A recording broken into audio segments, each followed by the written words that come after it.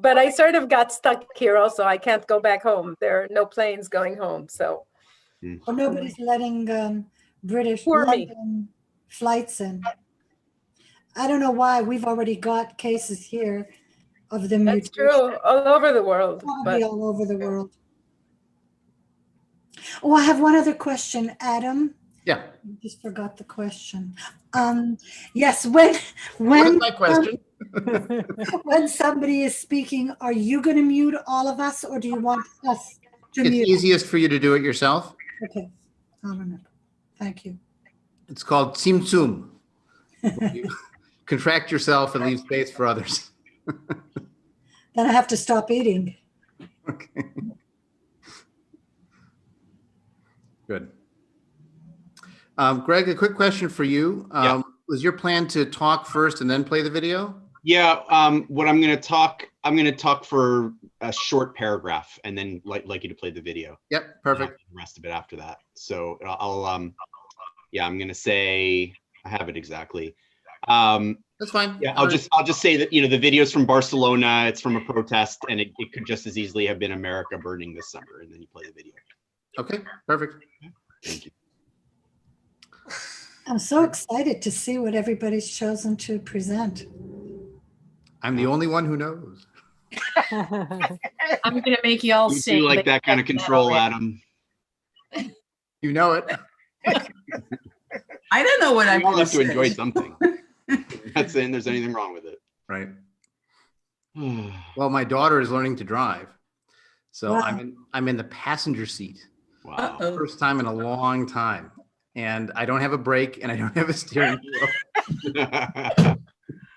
And occasionally it's stressful. Mostly doing well, but Will you move a lot? it's good spiritual growth for me. But your right foot is still trying to press a brake. Oh yeah. Come on. I'm sure. Especially if she mixes up the brake and the gas. It's only happened once. And we stopped in time. But I did that when I was learning. I did. Mhm. This is where the gray hair comes from. I thought it was the congregational work. That too. So many options. Yeah, it's kind of weird to see you, Greg, with gray. Oh. You're 12. I always wanted to be a 12-year-old with gray hair. What can I tell you? He's a year younger than Adam is. Adam was 17 when I first started as a madricha. He was the youngest student. Yeah. I still think of you as a kid. Everything's relative. Those of you for whom I know well, I mean, it's been about 20 years it's been over 20 years since I met you. So. Wow. Yeah. Time flies. Time flies when you're busy as hell. Yeah. But I do remember Adam's comment a while back that he was looking forward to having gray hair. Right. I was too young. I needed the gray. Yeah. Yeah, the gray is good. You were the first person that said that to me, but it was like, oh yeah, I could see that. Yeah. I don't know why all of you have gray hair. Honestly. Allergic to hair coloring. Yeah, my doctor said it wasn't good, healthy. So But what I said for Rudy years Giuliani's doctor said different. right. And it's so becoming. rather than allergic, it sounded so much better when I said I'm environmentally conscious, and I just didn't like the idea of consistently whitewashing that dye, that horrible acidic stuff down the sink into the, down the drain. That sounded a lot more convincing than I'm allergic to hair color. Am I the only one who's still from the 60s? No, I don't. I'm from the 60s. Judith, we're 3 days apart. Wait, I 4. thought you were born in the 40s. I never thought about Just imitating it. coloring my hair. It's less expensive. I always figured when my face catches up with my hair. I would just let it be gray. And that finally happened. I've been white since I'm 29. Well, I was gray since my 20s also. Yeah. Oh, it's echoing. It echoed on Meet the Press today too. You could hear it in the, so we don't have to feel bad if they can't figure out the technology. The worst part about Zoom is that trying to do music together. So you have to, only one person can be, you have to mute everyone, and choir practice is hearing one person and you try to do, another part to make it sound nice. But there is technology. Our neighbor's a musician, and there is technology where you can play simultaneously. But we just don't have it. But professional musicians like him have it. So the video that we're going to show, the Naaseh Shalom. I'm not sure. We all have to be muted if we're going to sing. No, we're not singing. Well, you can sing. Oh, good. I understand that, but you like all of the professional people, they have the sound equipment. You just mix it. So this is why Jeff Alick can't wait to go back to in person. He says producing a TV show, even for 30 minutes every week, is exhausting when he's the only one doing all the production. High holidays were quite stressful for me, and that's why I've been doing them live, just to not have the pre-production. Turn on the camera. Oh. You still have to do some prep and set up the services differently, and share files and whatever. But having to, if I were trying to produce a polished video every week, that would be more stress to me than doing it live in the camera. Anyway, live is how we do it in real life. Why should we, have a production when we could have an actual thing together? I don't know. I'm a curmudgeon today. If I'm the one singing, you'll understand why. I make my kids, when I'm teaching Sunday school online, I make them sing, and we, it's a cacophony, but it's a community cacophony. I was going to say, I have a son who's 21 with an intellectual disability, and he does choirs and karaoke with other young adults similar to him. And they have a blast. And you listening to it, you just smile because they're so happy. But objectively, it's something that a year ago we would have been embarrassed about, and now it's just part of kind of what the community does and how they connect with each other. You have to adjust your ear and expectations. I can't wait till we get the technology to be able to sing together, because that'll make all the difference. So. Yeah, it's called a vaccine. Yeah. Yeah, that's true. You can put music together virtually, but it's very difficult. It's just not, it's not natural. Mm-hmm. But it's fun, and it connects people even if it doesn't sound. I'm not a musician, so I can say that, I guess. Well, Miriam and Adam, they're going to change their minds about what they just said once you play your video. We'll see. We'll see.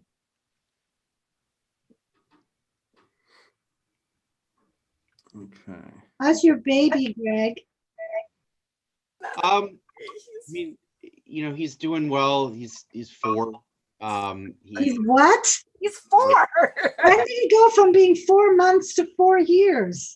Well, it took about Day 3 by years day. and 8 months. So yeah, I mean, he's been going to daycare. I live in Somerville, Massachusetts, and they're really on the ball here. So everything's been pretty safe.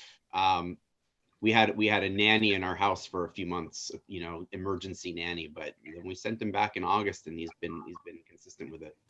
Now, does he wear a mask in daycare? Yeah, they wear masks, and the school really redid all of its protocols, but they're on it. They're just they're on top of it.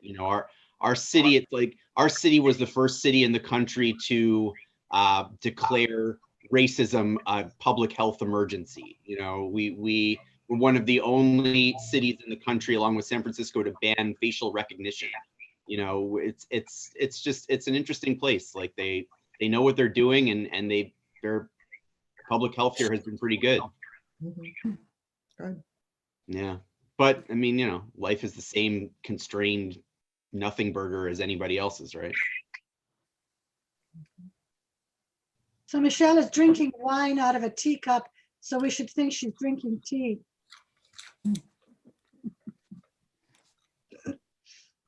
I need the caffeine.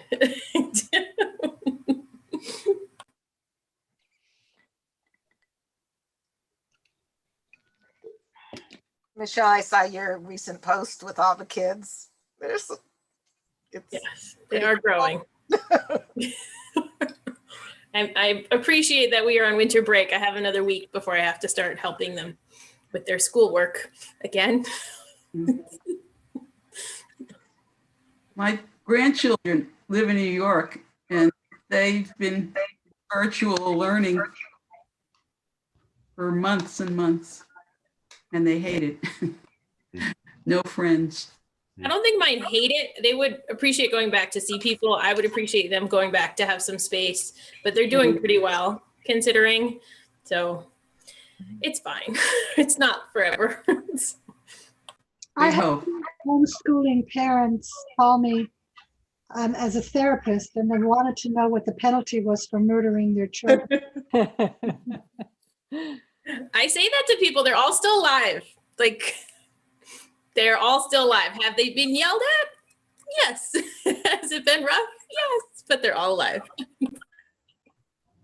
You know, you hear from the different ends, people with children at home who are overwhelmed by everybody in your face, and those of us who are either alone or with somebody who it feels like you're alone. It's a very interesting other side of it. Exactly. That's absolutely true. We're in a bubble with our daughter, son-in-law, and their two kids. So we order food, you know, none of us go in anywhere. So we're all, and he doesn't go to school. He's schooled, so he comes down here. We changed it so I could do this, but we combined households. That makes it a lot easier for them, you know. But I have 3 kids in Geneva in Switzerland, and I can't see them. 3 grandkids, and but they're in school in Geneva. They're all back in school. They've been back in school for a long time, so they're doing it differently there. So, you want to take a second to welcome the people who are signing in as attendees. You can see our presenters are visible on the screen as panelists. You're attendees, which means you're like in the audience in those old days where we actually had audiences and stages. But we'll be starting the program a little bit after the hour, wherever your hour is. You're welcome to hear us chat in the meantime, and we'll be starting a little bit after the hour. Sorry, go ahead, keep chatting. Speak amongst yourselves. Well, you know what I was going to say when you talk about being alone, and this is not what I wrote about, is I do caregiver support groups for caregivers who have loved ones in residential facilities, and they haven't seen them in 9 months, and they don't have anybody in their pod because many of them are older and it's just a married couple. And it's amazing, you know, to be home alone all day with nobody. You know, and then I'm the one, I have, you know, 2 kids at home and my partner, and 4 people on Zoom at once my house wasn't set up for it. So you have such different extremes where I feel like I'm never alone, and then I'm with people on Zoom who've never seen anybody in months. It's hard. I allowed myself the privilege of visiting with my grandchildren once since last March. They just live an hour away. But I don't want to get anybody sick in case I'm doing a funeral and I'm infected in any way, shape, or form. So I'm not going near anybody other than work related or buying groceries. A little neurotic. Well, Yeah, we don't even get groceries. You're realistic. You are not neurotic. Well, you may be neurotic, but you're also realistic in this case. For me, the hardest thing is that you can't help anybody. Mhm. And I know a lot of families that are really just struggling with, two parents, a bunch of kids, the same as you, Marla, just desperate, really. And I can't help them. There's nothing I can do except, sympathize. And it's that, and for me, I'm actually a therapist who goes into these communities. So I'm not employed right now. I've been on unemployment since March. So it's that everybody in my house is busy and I'm kind of busy, but I can't do the things that I would normally do. I know when Monday comes, everybody's very excited except me because my kids, honestly, they're eager to get back on Zoom and see their friends and have structure. And I miss them, but I have to support them in doing their work. I find having done funerals where it's very small gatherings of people in person at the graveside, people start out behaving well, keeping their distance, waving, not touching.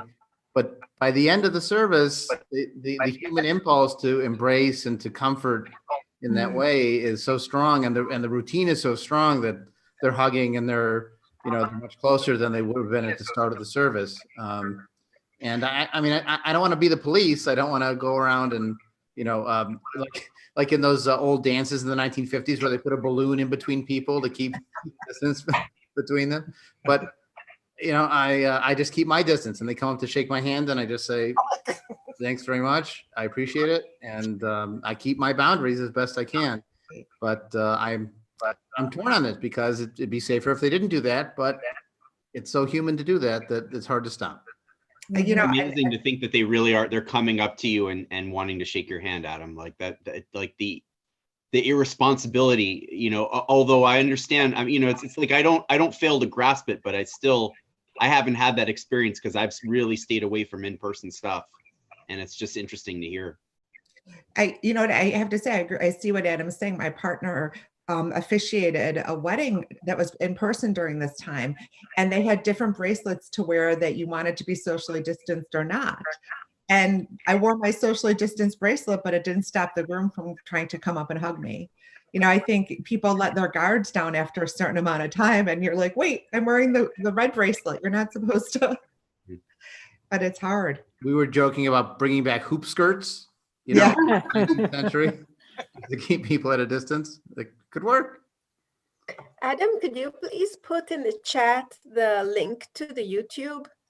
Sure. I also just posted it on Facebook and tagged everybody in it, but I will drop it in here. Thanks. And I'll send it to everybody. So when I'm doing funerals, I say right away how awful it feels also to not be able to hug them. So they know right away, don't expect any hugs. And it is awful. I can't go up to them. I have to keep my 6 to 10 feet away. They're very strict here in Toronto. I don't have to be the police because the funeral director has the police out there telling everybody to, if they don't live in the same household with you, be minimally 6 feet apart. So they're pretty strict. Thanks everyone who's signed in so far. We'll give people another minute or two to sign in, and we'll start in just a couple of minutes. Thanks all for coming to this webinar presentation. So that means you don't see the other participants, but you'll see all of our presenters here on screen, and we'll be taking turns sharing some thoughts on the meaning of the moment and this last year. It's wonderful to see all of these leaders and rabbis in our movement of secular humanistic Judaism participating. Titles are optional for people for whom they are justified in using them. So we've allowed people to choose their own titles, unlike the Wall Street Journal. So we'll be starting in just a couple of minutes.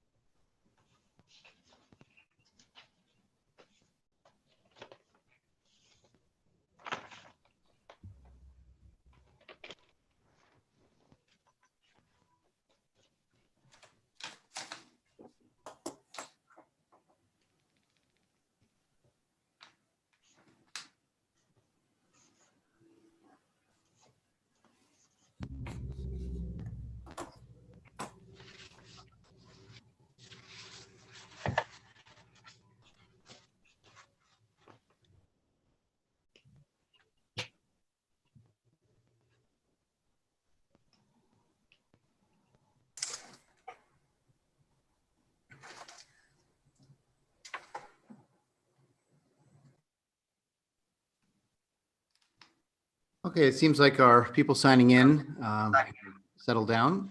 And it's a great pleasure to welcome everyone here today to be part of this important observance, honoring the losses of 2020. The losses of 2020 will be with us forever. You might think that losing something means it's gone.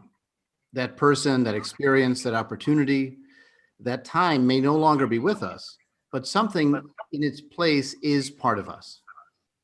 We always have our awareness of the loss, the empty space, the memory of dashed possibility, our struggle to make peace with the reality we did not choose.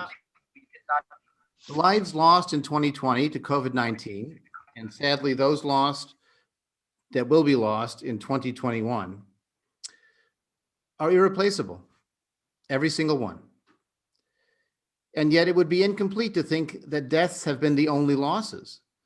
School years cut short and transformed, graduations canceled or re-envisioned, funerals and weddings we could not attend, holidays not celebrated live with family and friends, work that was disrupted or delayed or even lost entirely, justice delayed and justice denied, and so many more.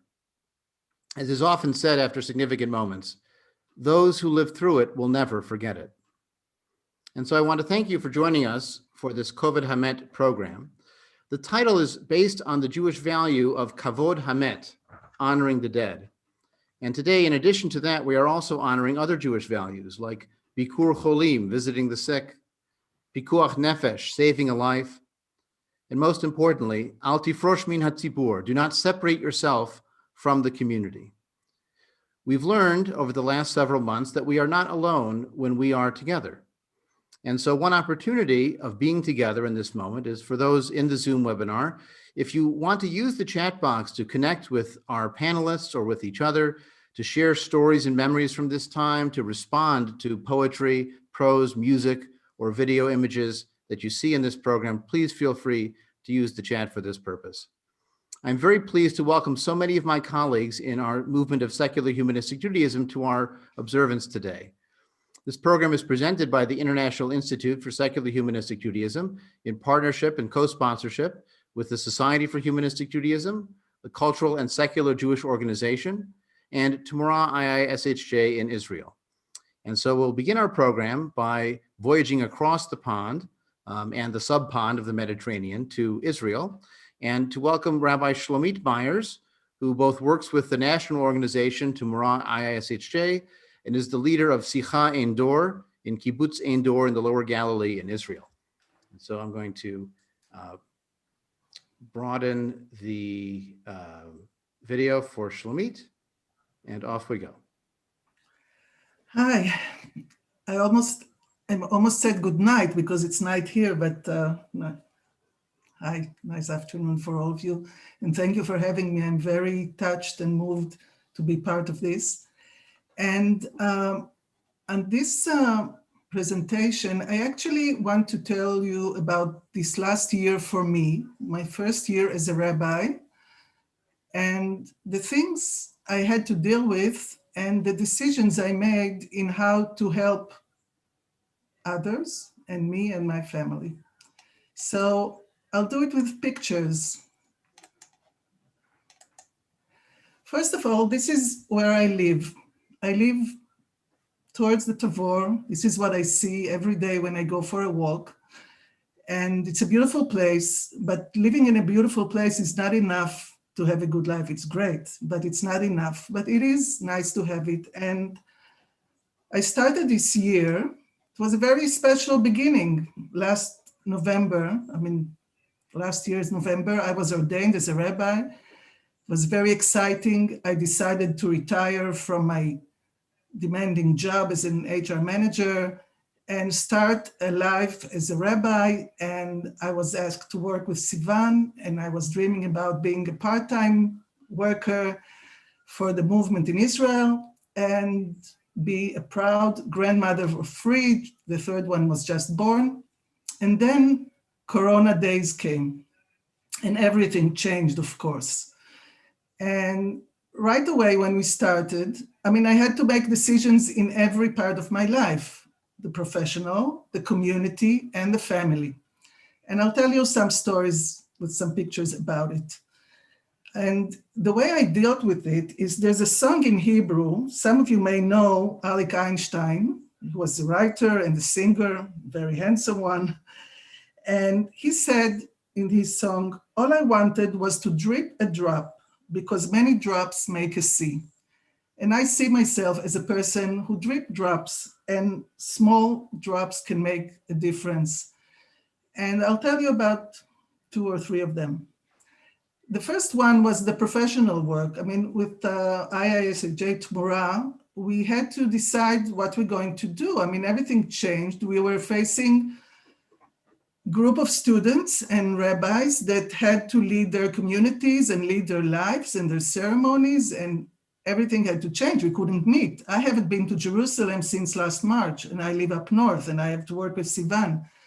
So we started using Zoom, and we realized that we can teach and we can meet, and we started before Pesach to meet our rabbis and our students every day, sometimes twice a day. And then during the holidays, Yom HaAtzmaut and memorials, everything on Zoom. And we actually built a community of secular humanistic Jews in Israel that felt that there's a place where they can meet and talk and see how they deal with the new life that we have during these Corona times, with all the uncertainty and the fear and the loneliness, because everyone was closed at home, divided from their families and some from work. And it brought us together, actually, because the things that we decided to do, and look how we do celebrate our Jewish life together. And it actually brought us with you. I never knew, besides Adam, I didn't know any of you. And we started doing activities with you. We did the Memorial Days, and we did other things, and even business meetings of IISJ. So it was something that we actually took the opportunity to build a community. The other thing was the community and the kibbutz. Many of us are considered, suddenly we're considered old and people at risk. We don't see our children. They're staying away because they're afraid to infect us. And usually our community, we do Kabbalot Shabbat. We have our own secular Siddur, and we do many holidays together, and we can't meet, even in the kibbutz. So we walk around, but we don't really gather together, and everyone was very worried. So we started making a new Siddur, which we can see, and meet on Zoom. At the beginning, it was very awkward, and some people hated it. Some people still do, but some people said, this is great. We can talk to each other. We can ask each other how we feel. We can even sing, not everyone at the same time, but we did. And just deciding to celebrate together made a difference. And we continue to do that. And then after a while, we started meeting, of course, outside when we stopped being afraid so much. And the weather is good, of course. And another thing we did is something that I love to do. I make challah bread for many years. It's one of my expertise. And I think that when you make a challah at home, you actually bring in the Shabbat, you bring in the holiday. I teach people to do chalot. I love to braid them.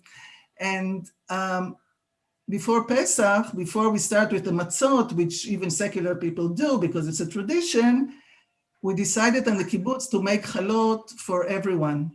So actually we gather, I mean, we had like 20 people. I put a page together with the recipe of my challah and some blessings, secular blessings, and the traditional religious blessings. It's all in Hebrew, but if you want it in English, I will translate it and love to send it.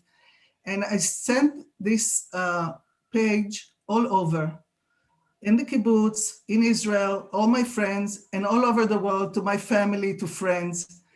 And on that Friday, my WhatsApp was full of pictures and happiness because the smell was all over. And I felt that that was another drop to make life better at a time of uncertainty. And then came the second closure, the high holidays, Rosh Hashanah. And we usually celebrate all the kibbutz together for years. I never celebrated Rosh Hashanah as a family. It was always a community holiday. And suddenly we have to celebrate a family, but my kids can't drive. They don't live on the kibbutz. I celebrate with my brother who does live at the kibbutz. So we wrote our own Siddur for Rosh Hashanah with blessings that were right for us, and had a table with all the challah and everything. And there's a tradition in our family, the Myers family, that we have special food that we make, which is actually, I think it's from Turkey that we learned it, that you have nuts, salted nuts with honey. And there's a blessing for it because it's all the hard things and not very sweet things that are mixed with all the honey and everything. And my kids and all my family, they love it. They're looking forward for Rosh Hashanah to eat this. So the day before, they started calling, how do you make it? And my daughter's spouse, she's calling me, she said, she's asleep, I want to make it for her. So in all the holiday tables of the family, wherever they were, they had this. And I keep saying that with good food, we actually passed our love. And another drop to make life better for us. We gathered on Zoom for Yom Kippur, the community made it a very special day. And I'll just end with what we said at the end of the Ne'ilah of Yom Kippur. I'll say it in Hebrew and in English. כשהכל ייגמר, לא נדבר, רק נתחבק כדי להידבק באהבה. When it's all over, we will not talk, just hug, to be infected with love.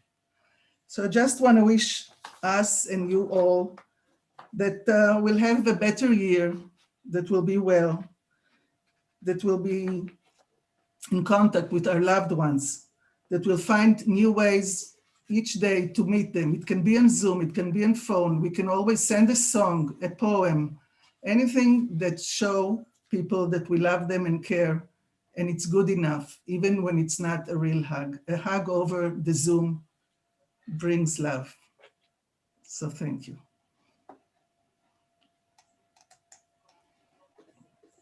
Thank you. Wonderful.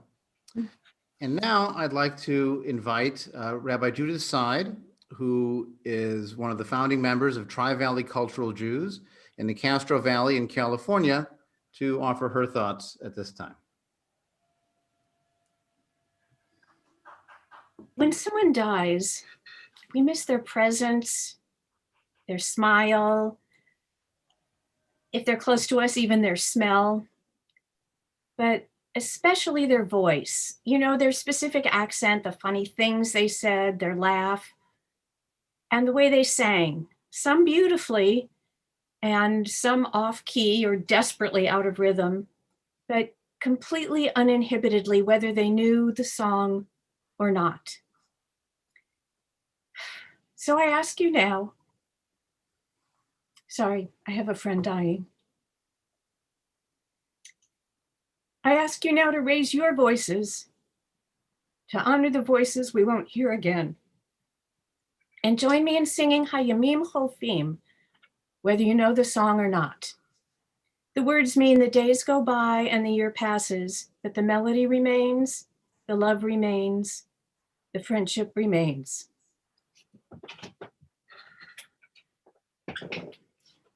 Hayamim Cholfim, Shana overet, Aval hamangina tamid nisheret. Hayamim cholfim, Shana overet, Aval ha'ahava tamid nisheret. הימים חולפים, שנה עוברת, אבל החבריה תמיד נשארת.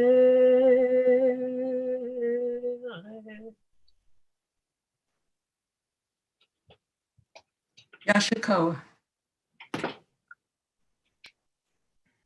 Thank you, Judy. Our next speaker will be Rabbi Sivan Mas, who is the Dean of our Institute in Israel, Tumura IISHJ, and was our first rabbi ordained in our movement from Israel. She is currently in London and hopes to return home soon as conditions warrant. So Sivan, if you'll unmute yourself, I will spotlight you and you are up. Shalom, good afternoon, good evening, depending on your time zone. My name is Rabbi Sivan Mas. This is a somber event in which we gather to remember those who are no longer with us, wish those who lost their loved ones comfort, and wish health and good life to those who are with us. Articulating what you feel and think may help us cope. Some say breathing does too. Many of us get locked at home on numerous lockdowns, but we can choose to take care of ourselves and each other while keeping an open heart. We get frustrated when we're suggested tips for communicating better while wearing a mask. Make sure you communication partners has your attention. Face your partner directly and make sure nothing is blocking your view. Talk a little louder, talk a little slower, use your hands or your body language. Ask your partner if they understand you. If not, say it in a different way or write it down. Well, it can get frustrating, also in Zoom.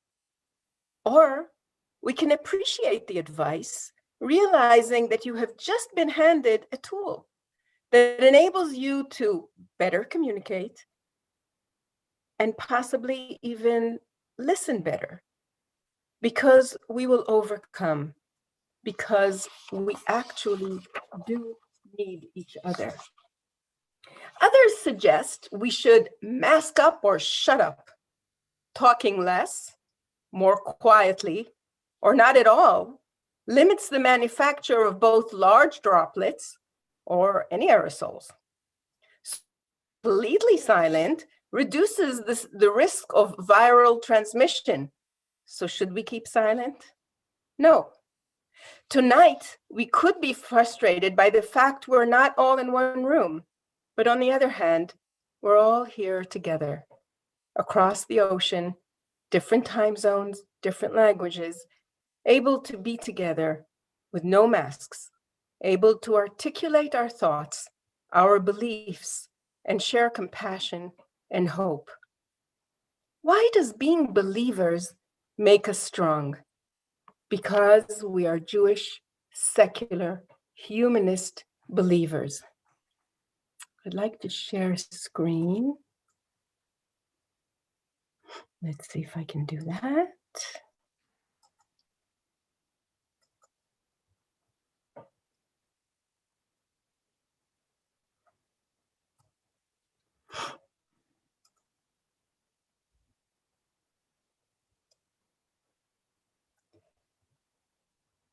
So why does being believers make us strong? Being secular humanistic believers makes us strong enough to be compassionate and supportive to all.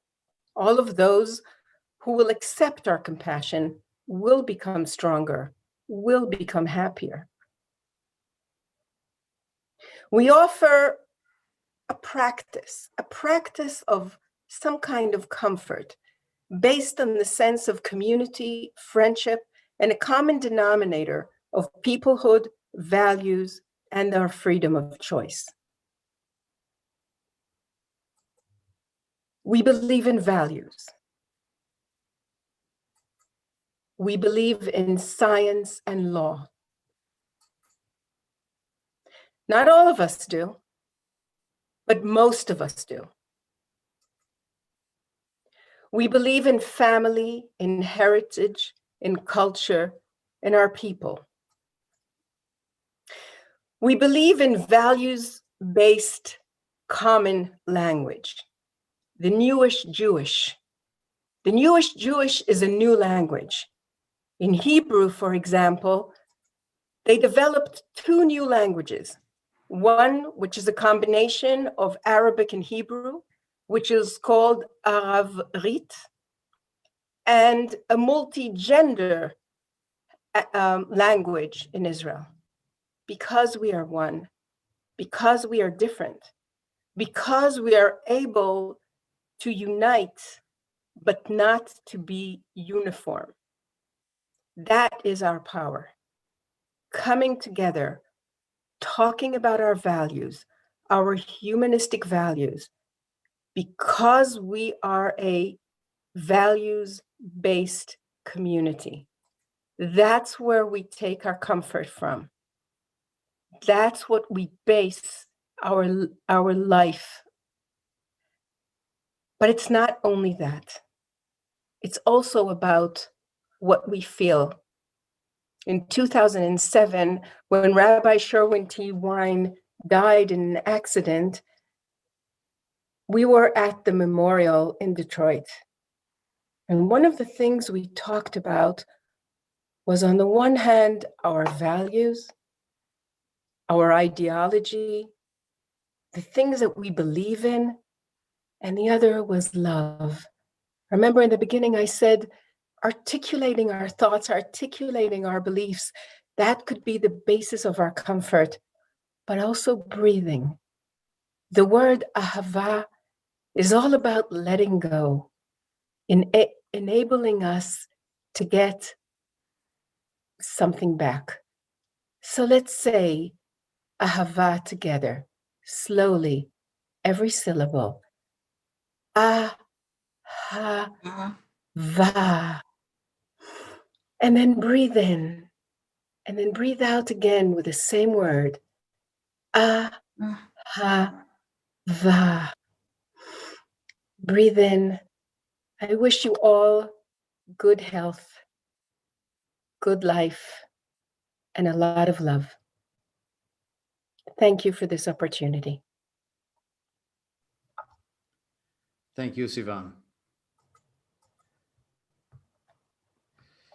And now we have a recording from Rabbi Denise Hindlarsky, who is the rabbi of secularsynagogue.com. She is based in Toronto, Canada. She wasn't able to be here in person today, but she recorded a message for us to share, which we will do. Hello, everybody. This is Rabbi Denise. I'm so sorry I'm not able to be with you in person. I wanted to extend condolences and very best wishes for full and complete rest, healing, and future happiness for those who have lost somebody due to COVID-19 or any time over this past year. It has been a very challenging year for everybody, no doubt. And it is nice that we are coming towards the end of a calendar year and with the hope of renewed goodness and a vaccine and lots of wishes for wellness into 2021. In the Jewish tradition, we understand that it's very important to mark our grieving in community. And one of the challenges of COVID has been not only the death and the loss, but the loss of being able to come together. So for that reason, I think it's beautiful that people are joining in here. And I wanted to offer a poem that I often read at funerals, which is Hadash by Marsh Piercy. Look around us, search above us, below, behind. We stand in a great web of being joined together. Let us praise. Let us love the life we are lent, passing through us and in the body of Israel and our own bodies. And let us say Amen. Time flows through us like water. The past and the dead speak through us. We breathe out our children's children, blessing. Blessed is the earth from which we grow. Blessed the life we are lent. Blessed the ones who teach us. Blessed the ones we teach. Blessed is the word that cannot say the glory that shines through us. and remains to shine, flowing past distant suns on the way to forever. Let's say amen. Blessed is light, blessed is darkness, but blessed above all else is peace, which bears the fruits of knowledge on strong branches. Let's say amen. Peace that bears joy into the world, peace that enables love, peace over Israel everywhere. Blessed and holy is peace. And let's say amen. Wishing all of you lots of peace and joy as well. Take good care. And now, a special piece of music written originally as a poem by Hannah Senesh. These words will be sung in both Hebrew and in English. It speaks of the power of legacy and memory to continue to impact, illuminate, and inspire us.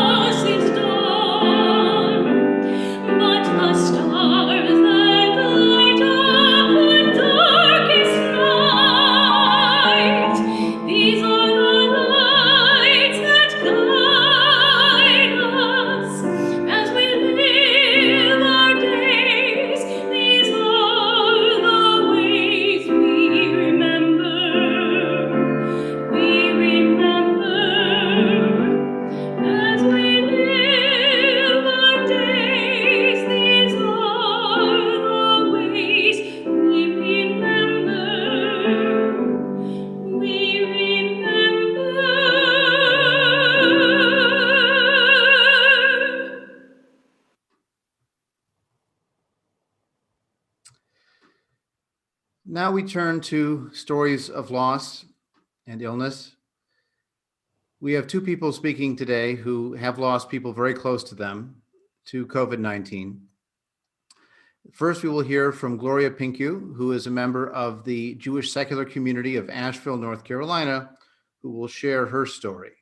I'll ask her to unmute and make her video large, and she can share her story.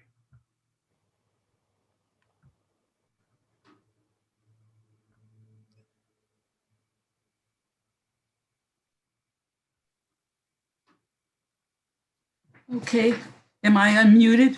Yes. Okay, great. Okay, I have something in front of me. Okay. I want to thank you, Rabbi Adam and Miriam, for inviting me. What can I say? I'll just tell you my feelings of losing my husband to COVID, a husband that I had lived with for 34 years. What did I feel, or how did I feel? I felt all the things that people feel when they lose something. I felt grief, loneliness, helplessness, anxiety, and fear. One of my great fears was the fear of paying bills by myself. My husband did everything, and I didn't like doing the math and everything. I was an English major. And the other fear, and my husband laughed about this with me. He said, if I die first, who's going to put your jewelry on and take it off? And that was one of the other fears I had. Well, how did it all begin? The COVID. We had signed up for a cruise to go to South America in January. And we were told by the cruise people and everybody else, you'll be okay. The COVID is basically in Asia, it's in China. So we sailed March 1st, and we were supposed to return March 14th. Our last stop was going to be in Chile. And the government of Chile refused to let us dock. So a 14-day cruise turned into a 30-day cruise. We had to go to California, and that's where we embarked. We felt, okay for about a week, and then my husband started coughing. We called our doctor, and he said, keep taking your temperature. And we said, what else can we do? And he said, I don't know. So this was early part of April. And my husband's breathing started getting worse and worse. And one day he was sitting in the bedroom and he said to me, call an ambulance. So I did. The ambulance came, put him on a stretcher. And that was the last time I ever saw my husband. I called the next day and had myself admitted. And they had given me some very strong medicine, I guess, because I don't remember very much. I didn't suffer. And I was told that I had pneumonia, but I never coughed. And I was in the next room. I did not realize that my husband was in the room next to me. I didn't even know he had passed away. He had died. When I was in ICU, I finally woke up, and a couple of nurses came in and said, we're sorry for your loss. And I was moved to a private room and just lay there for 2 weeks. Suddenly, the nurses were too busy to come in and do things for me. But I had a wonderful congregation. And this is why you need friends, you need people, you need congregations. Because I got hundreds and hundreds of cards. My daughter, my youngest daughter, Elise, kept everybody informed as to both of us and how we were doing. And I was told that the congregation couldn't wait until 8 o'clock when she sent out emails to everybody telling them how we were doing. And then she told them to send chocolates to make me feel better. I got so much chocolate. It was just amazing. And then the congregation started a meal train. And after my 2 daughters left, they stayed to help me and cook for me and whatever. And then the meals kept coming. For 2 months, I had a meal every evening cooked by one of our congregationists. All I can say is I'm still very lonely, and I still can't get used to this whole crazy world. Because when I left to go on our cruise, the world was not crazy then. When I came back, I didn't know what was happening. When I finally woke up, I realized that this wasn't the same world I had left. So, what have I learned? I'm starting to learn how to pay my own bills, learn how to be independent, and learned how to make to-do lists so that I have things to do and try not to be so lonely. The holidays have really been a horror, but thank goodness for Zoom. I could see people.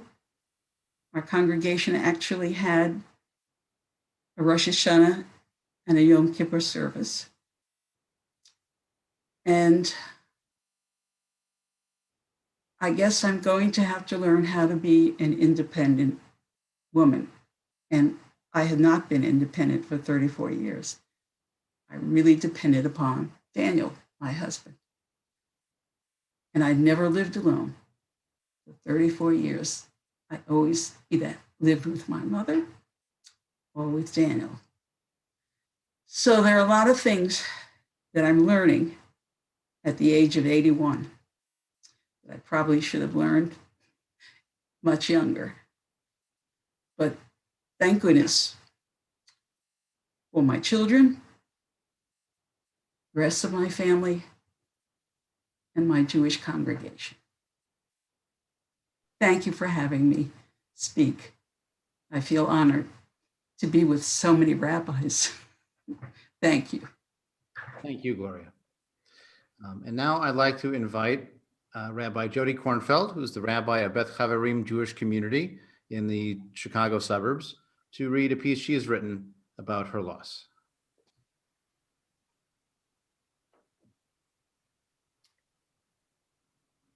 Thank you. I hope to have even a small percentage of Gloria's grace and calm as I share with you what I've written that I've entitled The Unwritten Eulogy.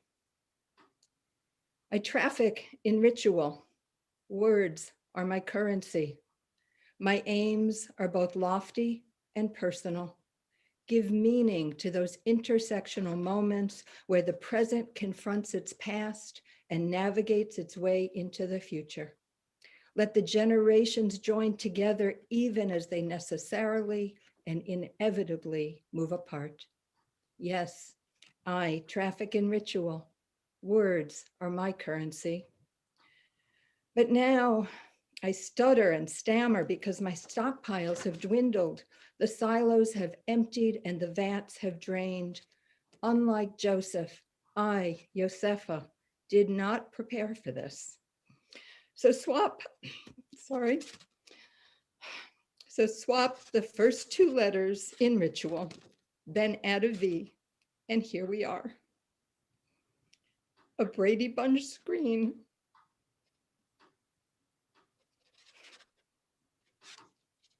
A Brady Bunch screen with someone I've never met next to my father in his ICU bed. Did he give a thumbs up, acknowledging our voices one last time, hearing our expressions of love and gratitude? Or did she make that happen? This is the unwritten eulogy, the failed ritualization of loss and memory. When words are unspoken, they never reach their audience. They remain vague, unformed thoughts, seeking the release of articulation. The raw materials remain without the opportunity to become something. The inability to weave together the strand of memory with that of loss, the one of hurt with the one of forgiveness, and the thread of joy with that of sorrow means that no new fabric emerges, no textile of reconciliation. Instead, there is a pain and profound isolation that is even deeper because I traffic in ritual and words are my currency. This is the Shiva never held. For the greater good, for the safety of all, due to the pandemic, are recurring phrases in obituary after obituary after obituary. But those words give way to the realization that no stories will be shared, no ameliorative laughter will be brought forth. There are no hugs possible. We are back to swapping those first two letters and adding a V. So indulge me this. Let me untangle a difficult and complicated relationship. Let me honor the dead in the pandemic, COVID haMet, and honor my father, Kavod Avi. In the days immediately after his birth, he was on display in the 1933 World's Fair in Chicago to showcase the then newest technology, a neonatal incubator, because he weighed only 2.5 pounds. He was fond of saying, "I was very young when I was born," an aphorism that elicited laughter, but which my sister and I only just recently fully appreciated. He grew up in poverty and the Depression, the son of a fruit peddler on the West Side. Later, he'd say, "Did you have enough to eat?" as he offered everyone second portions from the excess food he bought. He was a one-strike person in a three-strike world. He could and did hold a grudge with the best of them, oblivious to the pain it caused, but paradoxically was also generous to a fault. Whatever missteps he took as a father, he corrected as a grandfather. He died alone in a hospital room in the pandemic of 2020 with someone I never met next to him. This then is the unwritten eulogy, because I traffic in ritual and words are my currency. Thank you. Thank you, Jody. Beautiful. Sometimes words fail and music can speak more eloquently. And so now I'd like to recognize Madricha Michelle Davis, who is in the Denver area in Colorado, and also a professional violinist, to offer some words and some music as well. Thank you, Rabbi. I will be playing a piece by Heinrich Bieber. It was composed in 1676, and I chose it because it is intended to be meditative. It has a repeating bass line, and I just thought it was a good fit for today.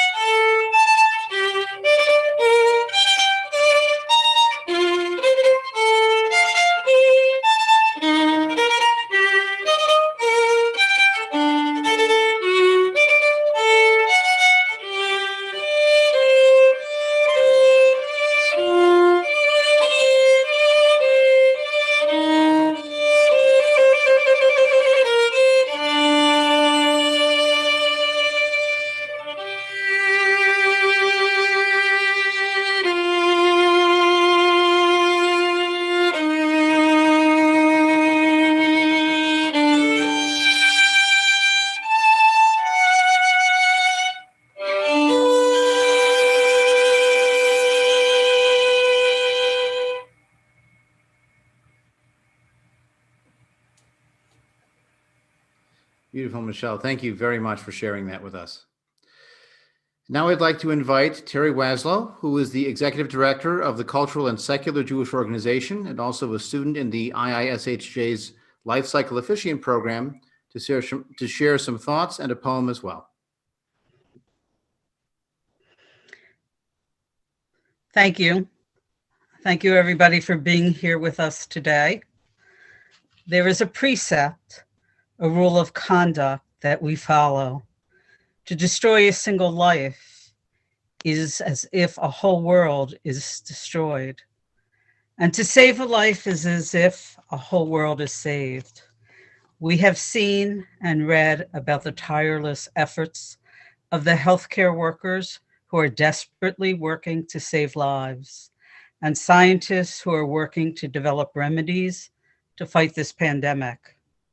Regardless of how challenging it has been, we know so many who have followed all the guidelines, not visiting with family and friends, staying home for months at a time, not venturing out of the house other than for some fresh air, walks around the block, sitting in the yard or the porch or the steps or whatever is available and very far away from any other people. Yet we hear every day about those who refuse to listen to science, who shrug off reason and responsibility, who seem to lack an understanding of compassion for the lives, the worlds that are being destroyed. So far, during this pandemic, we have heard about and have even been intimately connected to the destruction of over 330,000 worlds in the United States alone, and over 1,700,000 lost worlds worldwide. It is incredibly heartbreaking. We wonder how we can go on. When will this be over? Will things ever be normal again? What will that new normal be like? How will we deal with the losses? And how can we get back to a recognizable way of being? As we figure this out, we must continue to cope with and honor all that is lost. And the best way we can honor those who have been the victims of this horrible pandemic is to rebuild the worlds that have been destroyed. Each one of these worlds will be different. We'll be missing loved ones, family, friends, neighbors, people we have never had the opportunity to know. Each new world will have a huge void, a hole, like the hole in our hearts of those left behind. But rebuild these worlds we must. We will fill these new worlds with the memories and the wisdom of those who have died. It will take time and it will take tears, but it will happen one day. When Will I Be Myself Again? By Rabbi Louis John Aaron. When will I be myself again? Some Tuesday, perhaps, in the late afternoon, sitting quietly with a cup of tea and a cookie. Or Wednesday, same time or later. You will stir from a nap and you will see her. You will pick up the phone and you will call him. You will hear their voice, unexpected advice, maybe argue. You will not be frightened and you will not be sad and you will not be alone, not alone at all. And your tears will warm you, but not today and not tomorrow and not tomorrow's tomorrow, but someday, some Tuesday, late in the afternoon, sitting quietly with a cup of tea and a cookie, and we will be ourselves again. Thank you. Thank you, Terry. Beautiful. I'd now like to invite Marla Davis, who is a member of Kol Hadash Humanistic Congregation in suburban Chicago. and also a student in our life cycle officiant program at the IISHJ, to share her experiences with her work.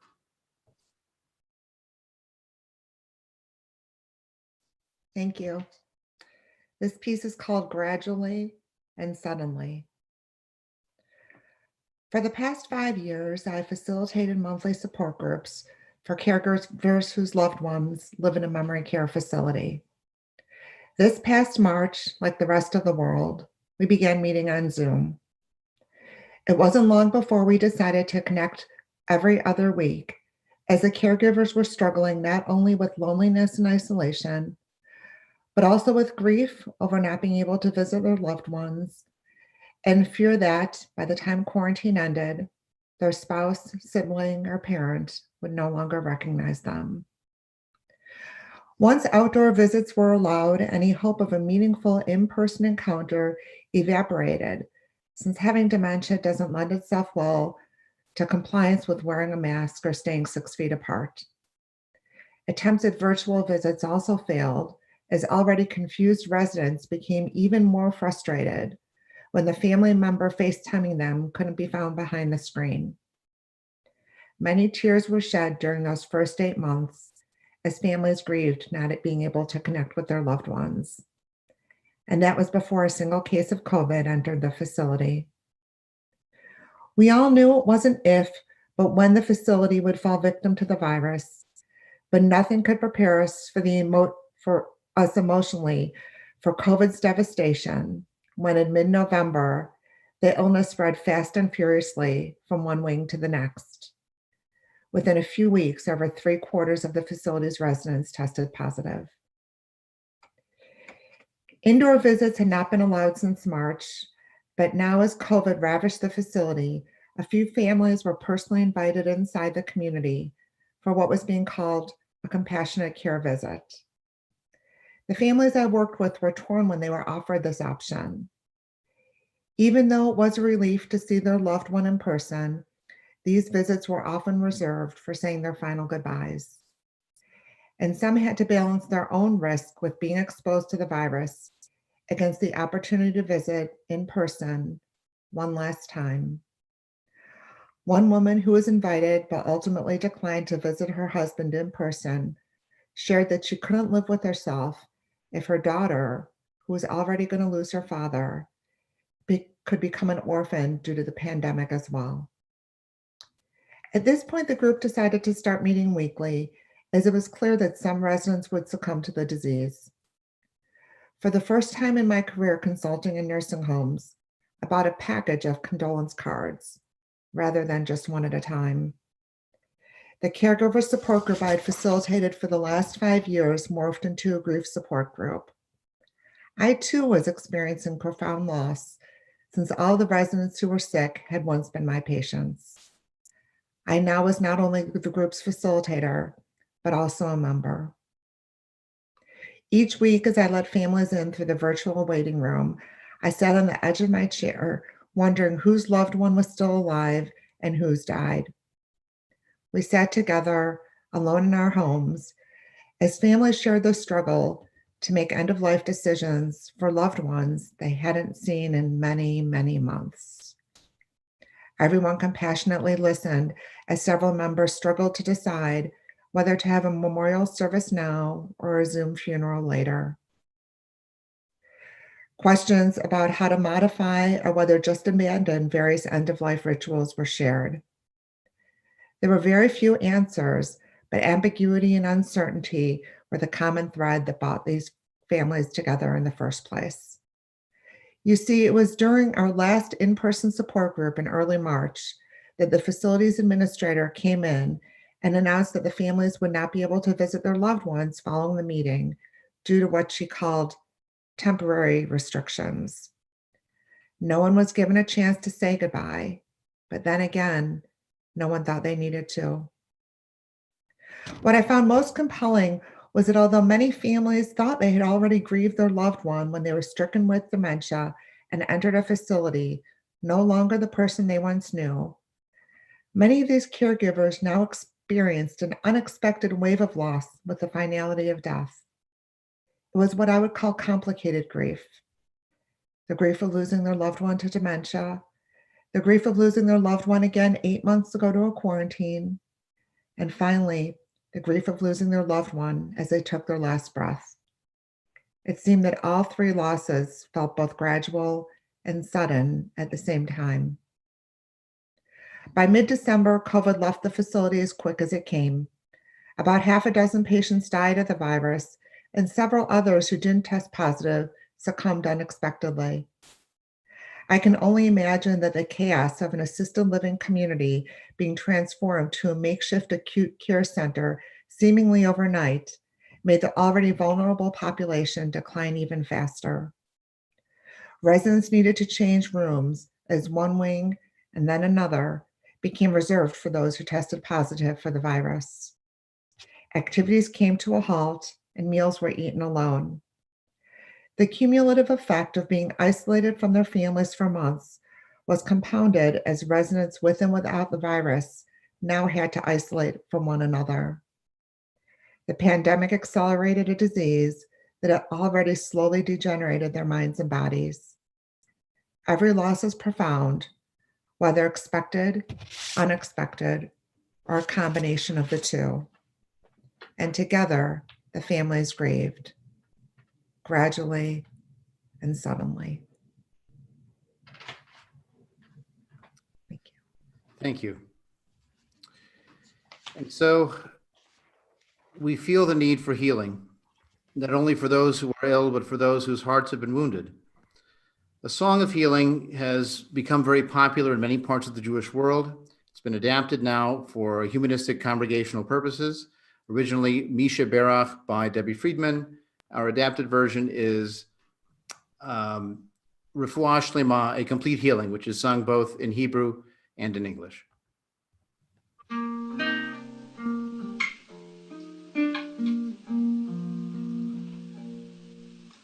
Makom hakoach betochenu, mekorat habracha michevroteinu.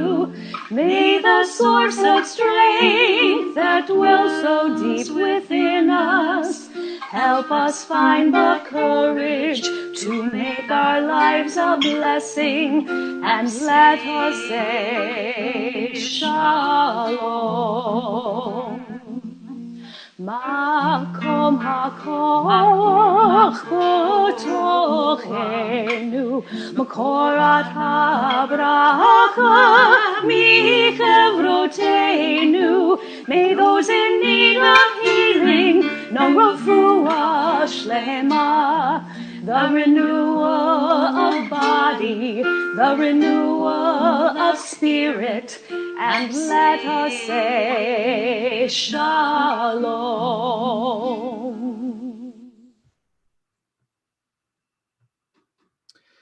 I'd now like to recognize Rabbi Greg Epstein, who is the humanist chaplain at Harvard and MIT in the Boston area, to share his thoughts of the meaning of this moment. Thank you, Adam. Thank you, everyone. I am Greg, proud humanistic rabbi, and as a university chaplain, I've been fortunate enough to not have any of my students or the people that I work with most closely lose their life this year. But I will say that being on campus, or really being not on campus, has been an absurd journey of its own. And I want to start with something a little absurd. Sherwin Wine always loved to say that, the absurdity of life is such that we need to laugh at it. So I want to give you permission to laugh a little bit at video that Adam's going to play in just a second. Like some of you, perhaps I've been doing a lot of my chaplaincy or my work as a rabbi or clergy online this year, even on social media. And I'm going to share a video now that I first saw on Twitter, where it was summarized as 2020 in a minute. And it's a minute-long video. It's from Barcelona, an anti-lockdown protest there from the summer. But as you'll see, could easily, just as easily have been America burning this summer. So Adam, if you would play the video, please.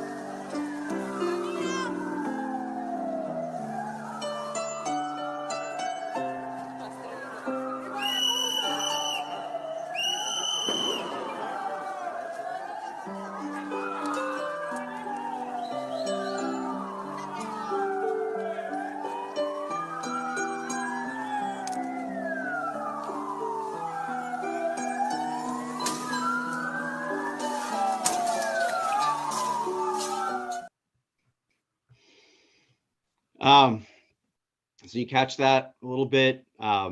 The forces of science, chaos, and authoritarianism were clashing there. And as they were doing that, the pianist, whose name is Peter William Geddes, played an instrumental version of a pop song by the Bangles called Eternal Flame, which is written by Susanna Hoffs, who is a secular, or at least as far as I can tell, a relatively secular Jew. It's eternal flame, right? And there was the flame burning in the background, but not quite what rabbinic Jews, who talk about an eternal flame had in mind, right? The city was just burning in microcosm there. But it's funny because I saw this video, and I had been, in the weeks leading up to seeing it over the summer, regularly using that same song to sing my son, my 4-year-old son, to sleep during the pandemic. And I would hold his little fingers on the line in that song, "Close your eyes and give me your hand." And so that's my association with the song that you just heard. As the pianist gives a little flourish with his fingers as the police cars are literally coming for him. I've always taken that song's meaning to be that, rather than miracles or divine sparks or whatever you might associate with the idea of an eternal flame, the real eternal flame is, if anything, loving, tender, and vulnerable human connection, which just happens to be a really beautiful message for 2020. Most obviously, it's a love song. And indeed, I had the pleasure of singing this song several years ago on the Shabbat of Tu B'Av at a Cafe Aroma coffee shop in the German colony in Jerusalem, with Sherwin Wine in attendance to read from his book, A Life of Courage. But as I said on Twitter at one point, I've been singing my son to sleep. And I think it's just this beautiful message for parents and their children. A worthy alternative maybe to something like the religious blessing over children said on Shabbat. Or, its message is really appropriate for anybody who cares about anyone and wants to feel more connected in this time in which we can't all hold hands, but we certainly can close our eyes and reflect on the power of our shared humanity. So, share this with you. Close your eyes, give me your hand, darling. Do you feel my heart beating? Do you understand? Do you feel the same?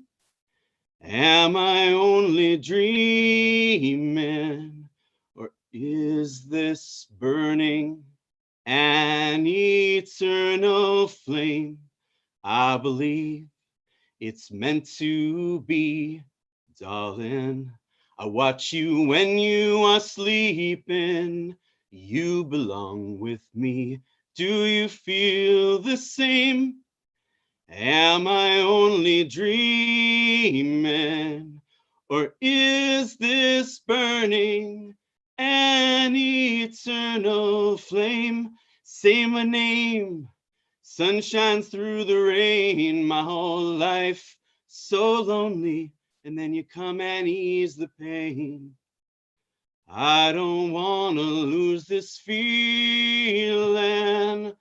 Oh, close your eyes, give me your hand, darling. Do you feel my heart beating? Do you understand? Do you feel the same? Am I only dreaming? Or is this burning an eternal flame? Thank you, Greg. Wonderful. And now I would like to invite Rabbi Eva Goldfinger to share some of her thoughts and a poem as well.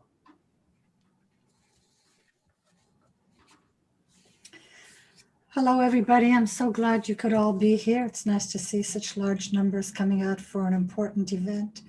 And I'm grateful to all the people who organized it. I come from a Hasidic family, as some of you may know, and they all live in New York or Las Vegas. I've got over 150 people in my immediate family, and every day I worry about them. Many, or I would say at least half of them, have had COVID. Most of them, except for one, have completely recovered. I feel so grateful that I live here in Toronto, and at the moment, I feel safe. I've got food in my fridge.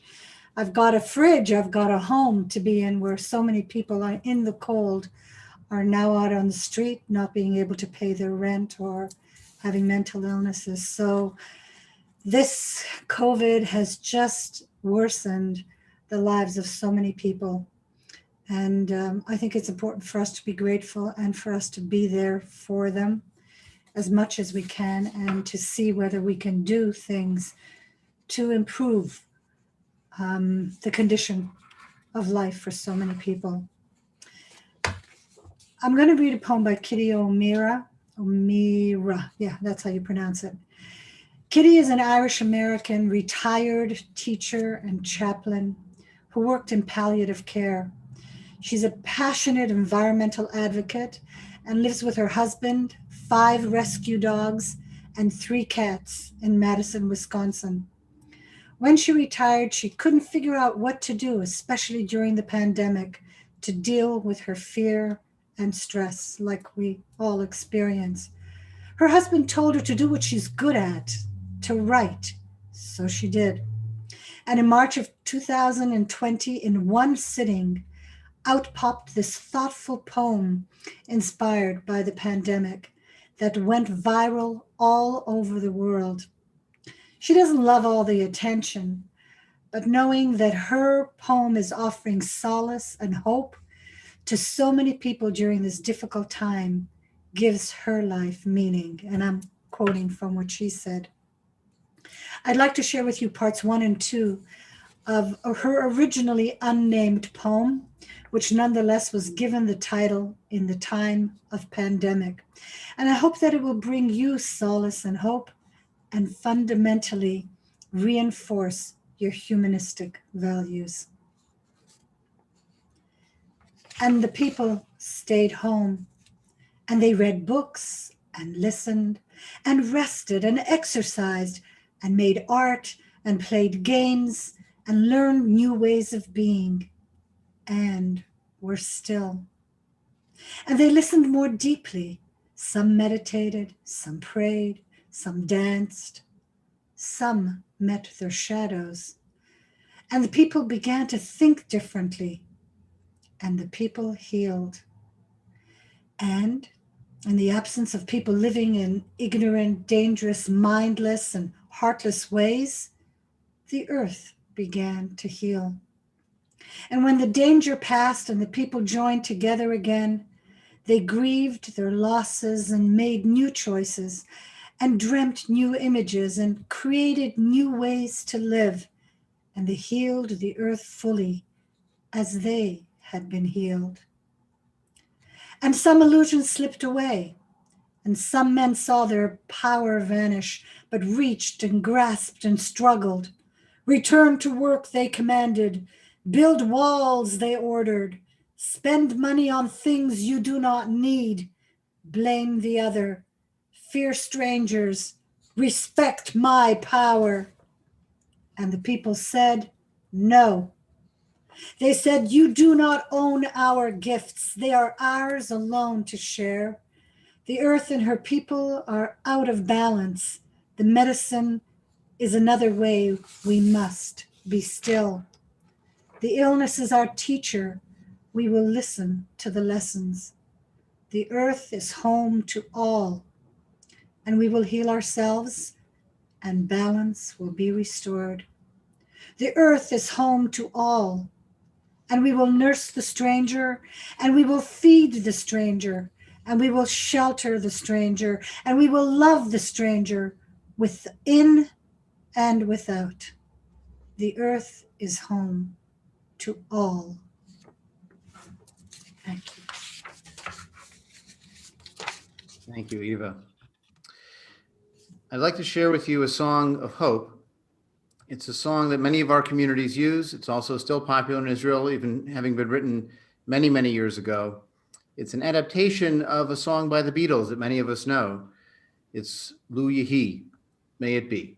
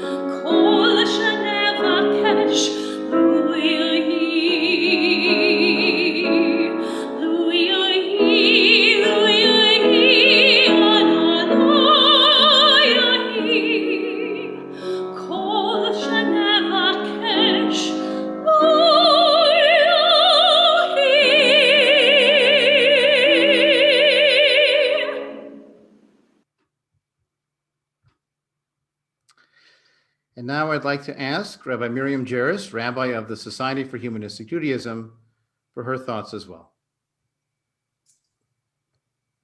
Thanks, Adam. You know, sometimes I've seen my role in this movement as someone to say, okay, let's stop and pay attention to what's happening here.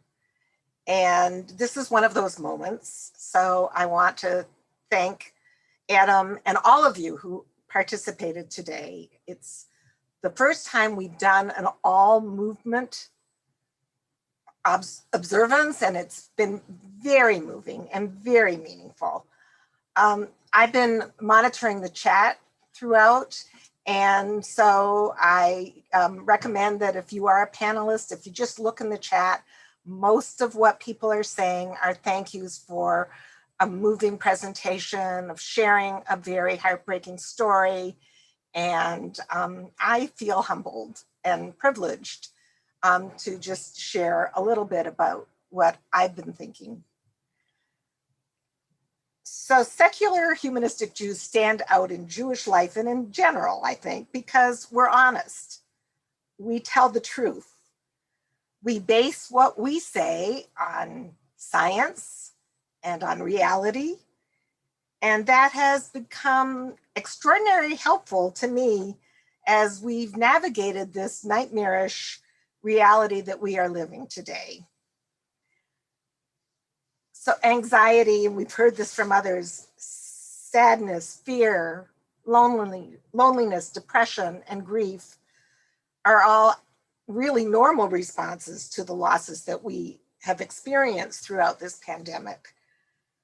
Losing a loved one during and on account of COVID magnifies that loss. We are often separated and cannot be with our loved one as they die.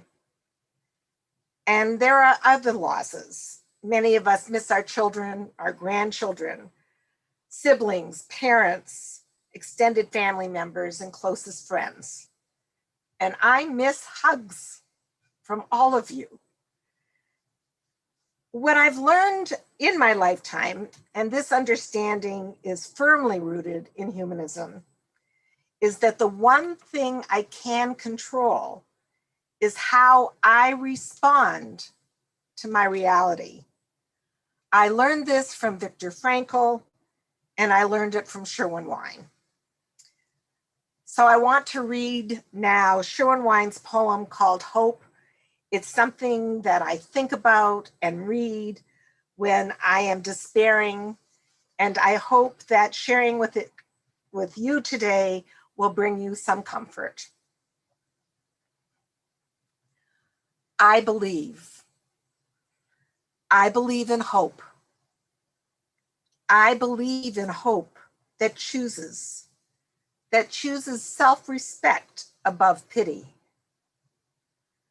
I believe in hope that dismisses the petty fears of petty people.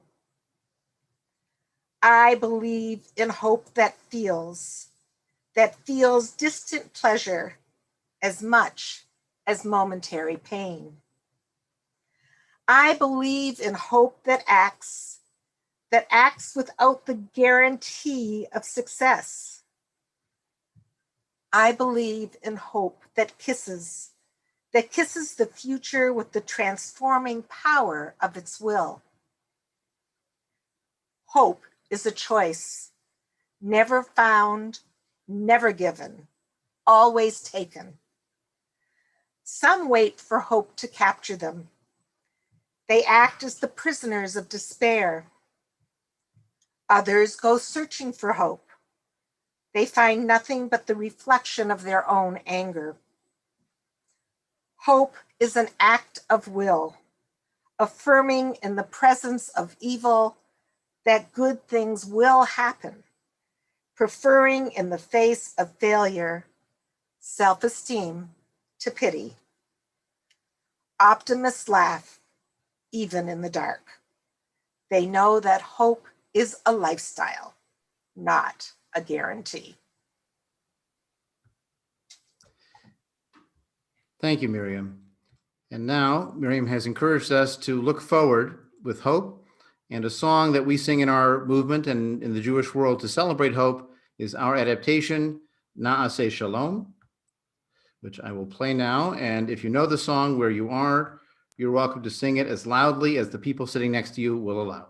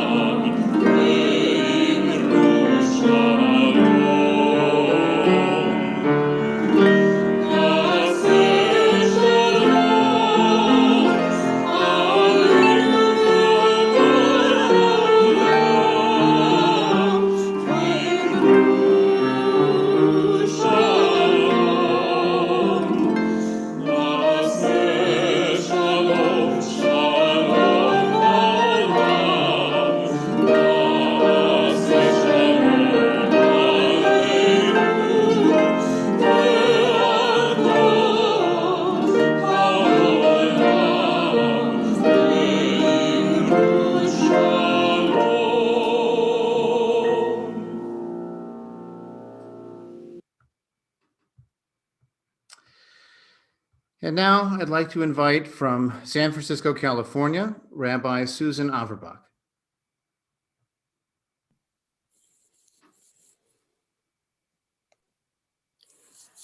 Thank you, Adam, and thank you, everyone. When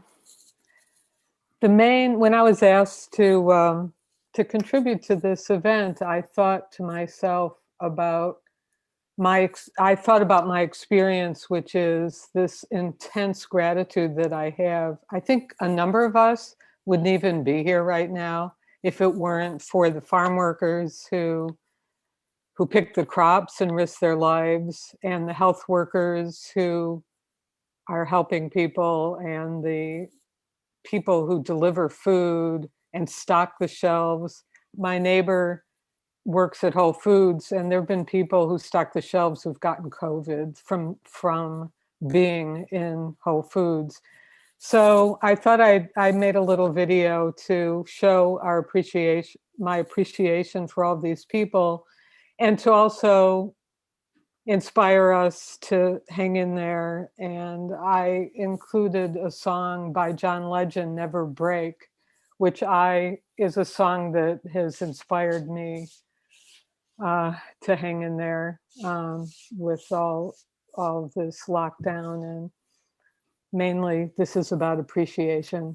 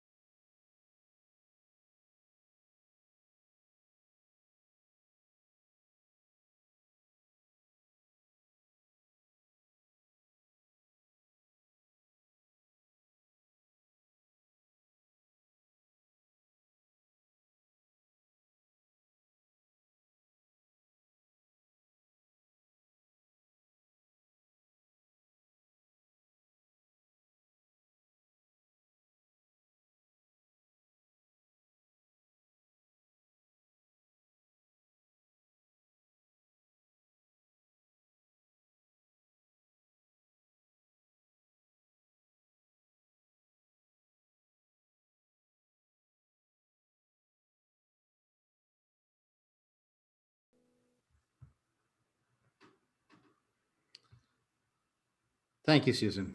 Beautiful. 2,600 years ago, the temple in Jerusalem was destroyed. The city of Jerusalem was destroyed. And some centuries later, a book was written entitled the Book of Lamentations, in Hebrew Echa, that remembered that destruction. But what they remembered about the destruction is particularly poignant today, as we remember the losses of 2020. The first line of the book is, Echa yashva badad ha'ir rabati am haita ka'almana. Alas, lonely sits the city, once great with people, like a widow. The loss of life is so painful. Yet this lament from 2,600 years ago begins with the loneliness. Lonely sits the city, once great with people. Today, lonely sit the people, once experiencing great cities and landscapes and communities. Yet as we have discovered, in 2020, being physically apart does not mean being alone. I want to thank all of my colleagues who offered insight and emotion, personal sharing, and beautiful imagery, words, music, and connection. I want to thank Rabbi Shlomit Myers, Rabbi Judith Seid, Rabbi Sivan Mas, Rabbi Denise Handlarsky, Gloria Pinkue, Rabbi Jody Kornfeld, Terry Waslow, Marla Davis, Rabbi Greg Epstein, Rabbi Eva Goldfinger, Rabbi Miriam Jeris, and Rabbi Susan Averbach. And so to conclude our observance today, I have a short video that was directed to me by Rabbi Eva Goldfinger, who found this online, and it spoke to me in a very deep and powerful way. And I hope it speaks to you as well. And so I sing us out, so to speak, with this closing video, which is the song Memories by Maroon 5, sung by the One Children's Choir.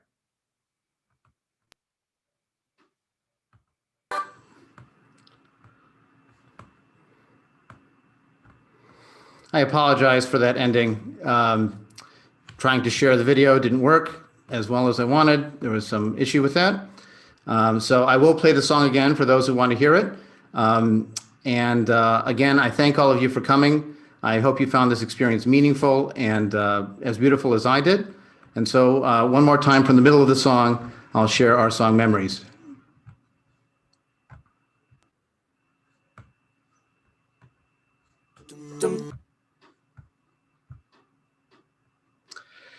One more time, thank you all for coming. Stay safe, stay warm, stay well, and welcome to 2021. Thank you for hosting this. It was wonderful. My pleasure. Thank you.